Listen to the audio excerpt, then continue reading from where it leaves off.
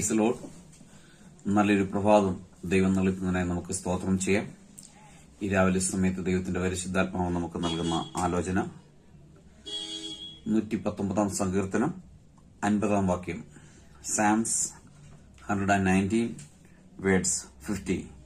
നിന്റെ വചനം എന്നെ ജീവിപ്പിച്ചിരിക്കുന്നത് എന്റെ കഷ്ടതയിൽ എനിക്ക് ആശ്വാസമാകുന്നു. എന്നെ കേൾക്കുന്ന ദൈവത്തിന്റെ പൈതലേ, ഈ ലോകയാത്രയില് നമ്മുടെ ജീവിതത്തിൽ അനേക കഷ്ടങ്ങളും പ്രയാസങ്ങളും ബുദ്ധിമുട്ടുകളും മുറിവുകളും നിന്ദകളും അവമാനങ്ങളും ഒക്കെ വരാറുണ്ട്. പല പ്രതിസന്ധികളിലായി നമ്മൾ ഭാരപ്പെടുന്നവരാണ്.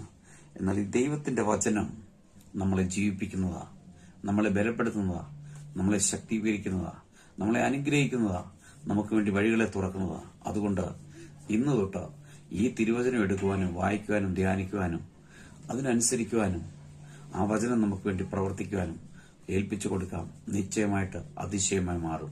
നല്ല കർത്താവെ, നന്ദിയോടെ സ്തുതിക്കുന്നു, സ്തോത്രം ചെയ്യുന്നു.